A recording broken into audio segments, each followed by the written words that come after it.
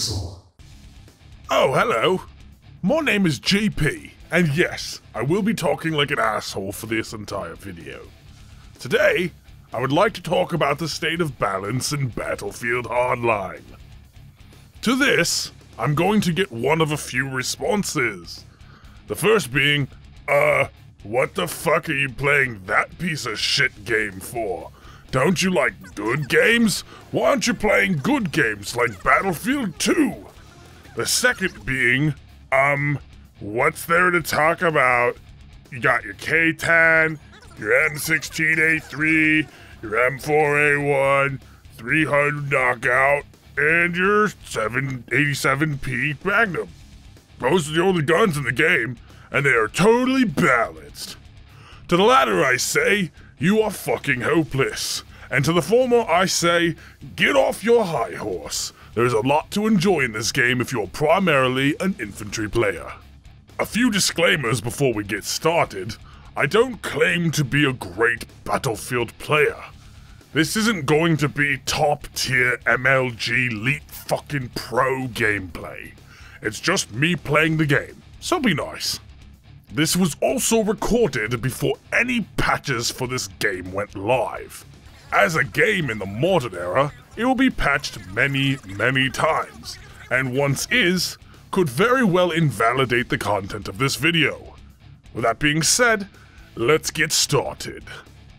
This video would be nearly an hour long if I sat here and talked about every issue with balance in this game, so for this video I'm going to stick with the engineer class.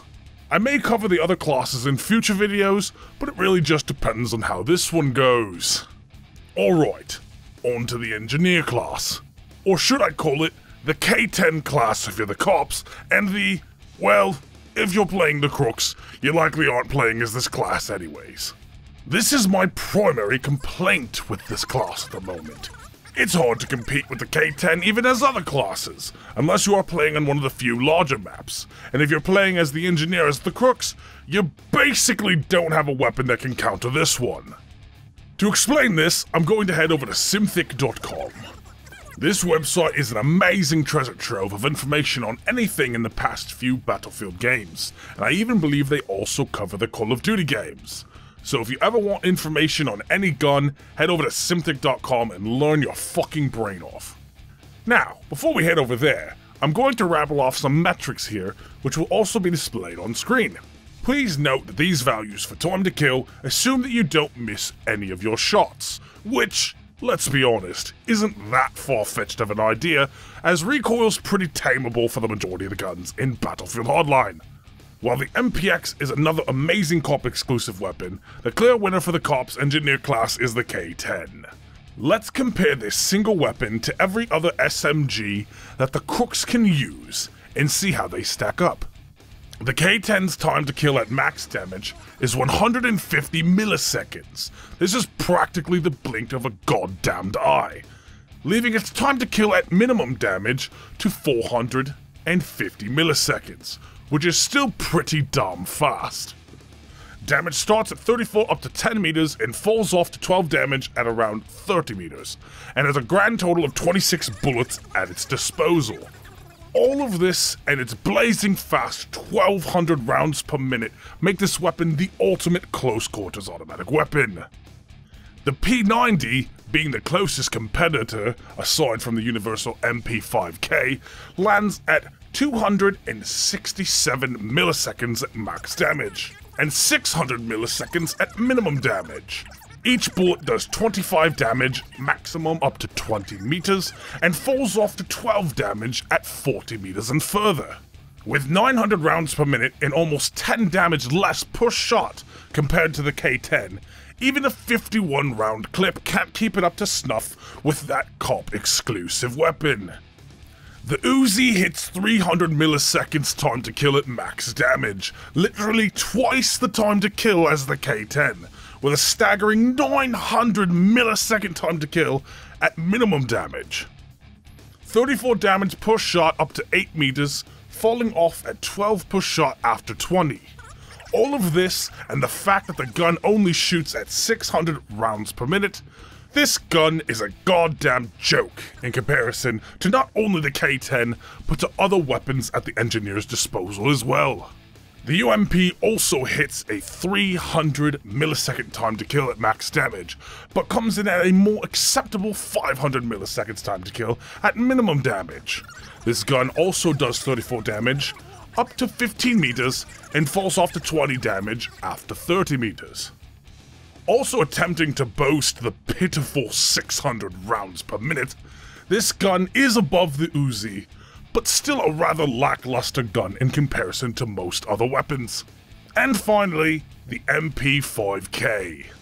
Holding a 211.71 time to kill at max damage and a very long 635.13 time to kill at minimum damage, this gun beats out the P90, Uzi, and the UMP5, but it still doesn't best the killing potential of the K10.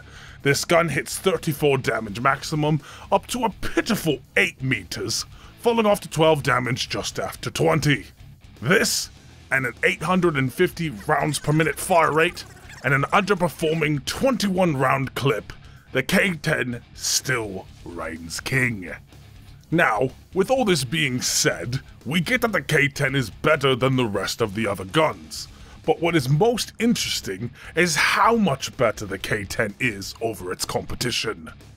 To best see this, let's take a look at Simthic for some details. The K10 has the highest rate of fire amongst its peers, fastest reload both fast and long, and further max and minimum damage than all but the P90.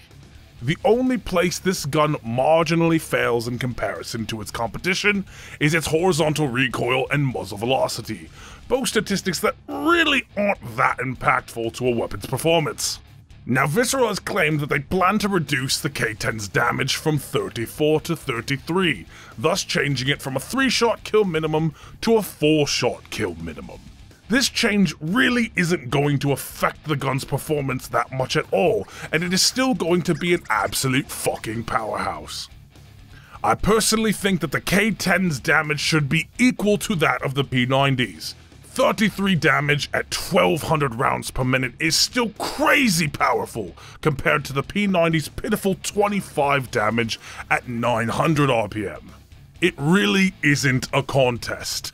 The K10 should do no more than 24 damage maximum in my opinion, but that is never going to happen because it would break 90% of the player base's heart that their god gun is no longer a god gun. Balance is a funny thing, because it's such a fine line. Make guns too balanced and you lose variety, and every gun feels boring and the same. Make them too unbalanced, and a few guns become king, and most other guns get barely used. Battlefield Hardline, after release with no weapon balancing patches, is too unbalanced, and is in grave need of some reevaluation. And now I talk directly to you, Visceral. There is clearly some extreme issues here, and I hope that your team takes some serious looks at every weapon in this game and try to identify what role these guns are supposed to fill. There are currently too many guns that don't do anything that other guns don't do better, and too many classes that are clearly better as one faction than as opposed to the other. While I have been very much enjoying this game, I look forward to a much more balanced one that I will be playing in the future. Thank you everyone for watching. If you like this video, consider dropping it a like, and if you'd like more videos like this one, click that subscribe and shout out in the comments below. My name is the Grunting Pixel, this voice is fucking ridiculous, and I will see you guys next time.